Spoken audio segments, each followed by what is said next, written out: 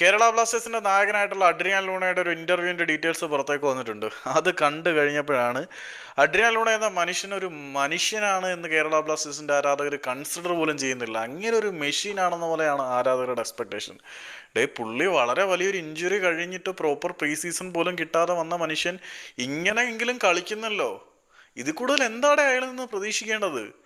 അത് പോട്ടെ, അത് പറഞ്ഞ് നമ്മൾ വേറെ ലെവലിലേക്ക് പോകുന്നു. ഇപ്പം ഇൻ്റർവ്യൂവിൻ്റെ ക്ലിപ്പും കാര്യങ്ങളൊക്കെ പുറത്തേക്ക് വന്നിട്ടുണ്ട്. അതിനകത്ത് അഡ്രിയാനോട് കുറേ കാര്യങ്ങൾ പറഞ്ഞിട്ടുണ്ട്. ഞാൻ ഈ കണ്ടന്റ് ചെയ്യാൻ കുറച്ചധികം ലേറ്റായി പോയി. അതിന് ആദ്യം തന്നെ അപ്പോളജൈസ് ചെയ്യുന്നുണ്ട്. ഞാൻ ഇത് ചെയ്തിട്ട് അങ്ങ് നിർത്തുവാണ്. ബാക്കി ഡീറ്റെയിൽസ് നാളെ ചെയ്യാം.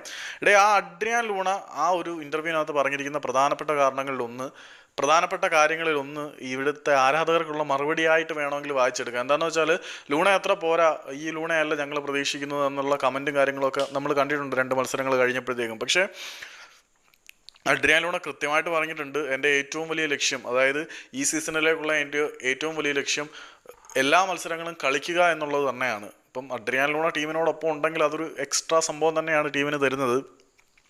കഴിഞ്ഞ സീസണിൽ എനിക്ക് പരിക്ക് വന്ന് പാതിക്ക് വെച്ച് പുറത്തു പോകേണ്ടി വന്നു. അഡ്രിയാൻ ലൂണയ്ക്ക് പരിക്ക് വന്ന് പാതിക്ക് വെച്ച് പുറത്തു പോകേണ്ടി വന്നതോടെയാണ് ബ്ലാസ്റ്റേഴ്സ് തകരാൻ തുടങ്ങിയത്. അത് വേറെ കാര്യം. അഡ്രിയാൻ ലൂണ ഉള്ളപ്പം ബ്ലാസ്റ്റേഴ്സ് മൊണോട്ടണസ് ആയിട്ട് നിന്നതാണ്. അഡ്രിയാൻ ലൂണ പരിക്ക് പറ്റിപ്പോയപ്പം ബ്ലാസ്റ്റേഴ്സ് തകരാൻ തുടങ്ങി. അതുകൂടി കൺസിഡർ ചെയ്തുകൊണ്ടായിരിക്കണം ലൂണ പറഞ്ഞത് കൂടുതൽ മത്സരങ്ങൾ, എല്ലാ മത്സരങ്ങളും കളിക്കണം. കഴിഞ്ഞ സീസണിൽ ഞാൻ പരിക്ക് പറ്റി പുറത്തു പോയത് കൊണ്ട് തന്നെ കുറേ അധികം മത്സരങ്ങൾ പുറത്തിരിക്കേണ്ടി വന്നു. അത് ടീമിനെ പ്രതികൂലമായിട്ട് ബാധിച്ചിട്ടുണ്ട്. ഇത്തവണ അതുണ്ടാവാതെ കൂടുതൽ മത്സരങ്ങൾ കളിക്കണം. ഏറ്റവും ഉപരിയായിട്ട് ടീമിന് വേണ്ടി ട്രോഫി നേടുക എന്നുള്ളതാണ് എൻ്റെ ലക്ഷ്യം എന്ന് ലൂണ പറയുമ്പം, ലൂണ എക്സ്ട്രീം എഫേർട്ട് ഇടുന്നില്ല എന്ന് എല്ലാവരും കളിയാക്കുകയും പുച്ഛിക്കുകയും പരിഹസിക്കുകയും വിമർശിക്കുകയും ചെയ്യുമ്പോൾ, കഴിഞ്ഞ മത്സരത്തിൽ ബ്ലാസ്റ്റേഴ്സിന് വേണ്ടി ഏറ്റവും കൂടുതൽ പാസുകൾ സപ്ലൈ ചെയ്തതും ഏറ്റവും കൂടുതൽ ചാൻസുകൾ ക്രിയേറ്റ് ചെയ്തതും ലൂണ തന്നെയാണ്. അതേ ലൂണയെ നിങ്ങൾ പരിഹസിക്കാൻ ശ്രമിക്കുന്നു.